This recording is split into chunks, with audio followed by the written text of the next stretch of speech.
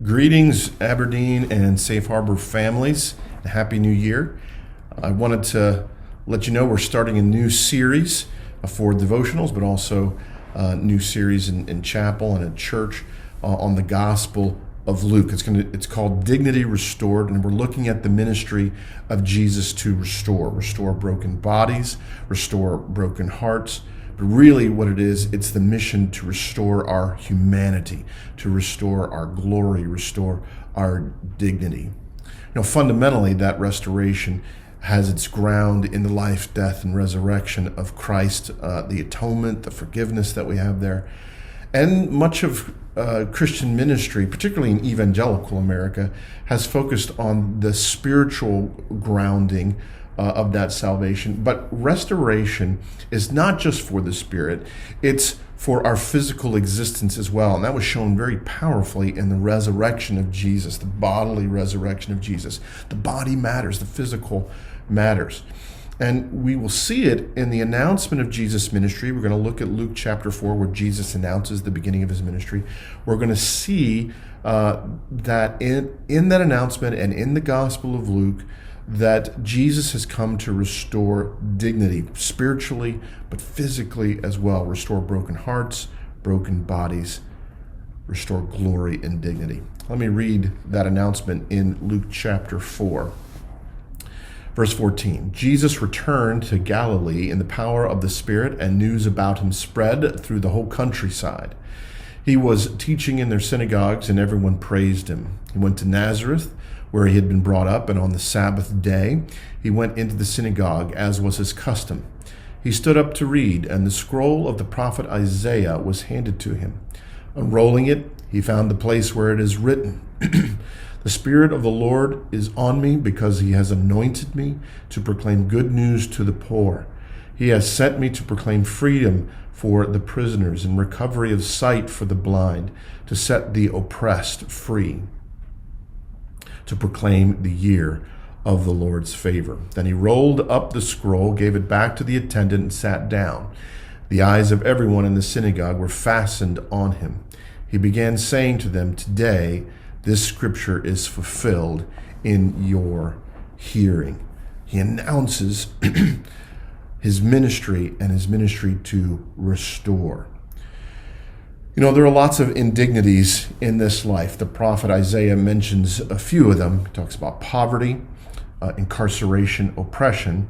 What I want to talk about right now, though, is the indignity of injury, disease, and death.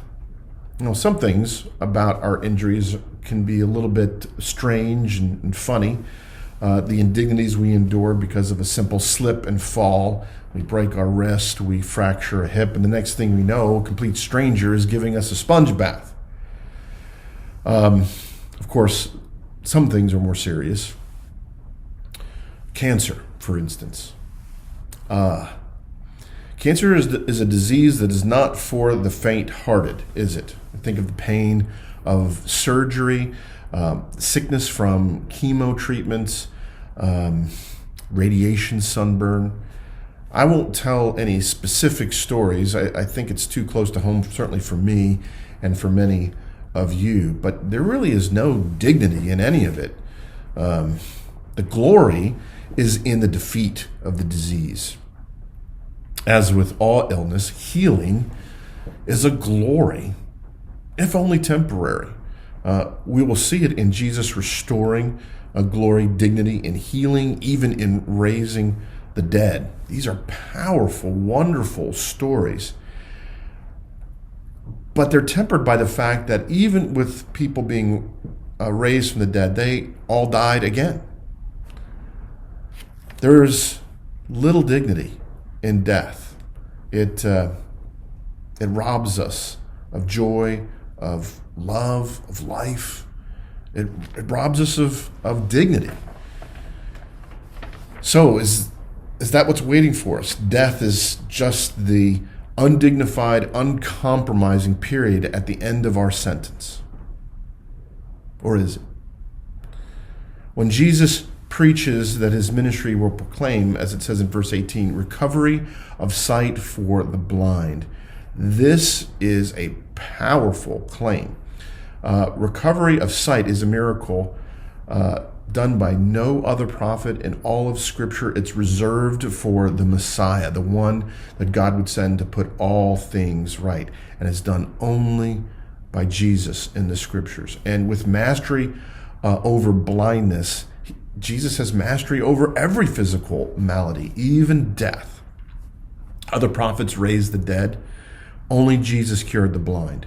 Only Jesus, as a prophet, was raised from the dead. And his resurrection was different than all others raised from the dead. They all died again, but Jesus was raised to everlasting life. Dignity restored in its totality. And that's what's promised to us in the gospel. Now, in this life, we can become discouraged. Sometimes we feel like we're making little impact or we're not making a lot of progress. There's a saying, I won't say it in its full, but you'll know what I'm talking about. Life say bleep and then you die. Is that true? The chief end of humanity is to glorify God, to reflect back to him his own glory, which he has invested in us as creatures made in his image. And what greater story, what greater arc could we have in our lives than to see the glory invested in us but tarnished by our own selfishness, see that dignity restored for our good and for his praise. I think of the majesty of the stars. Many of you know I love astronomy. I think of the pictures of the moons of Jupiter orbiting the gas giant. I think of pictures of nebula serving as stellar nurseries, and I am overwhelmed with the majesty of it. And yet it pales in comparison to the glory being renewed in us. C.S. Lewis put it well in his essay, The Weight of Glory. It's a serious thing to live in a society of possible gods and goddesses, to remember that the dullest and most uninteresting person you can talk to may one day be a creature which, if you saw it now, you would be strongly tempted to worship.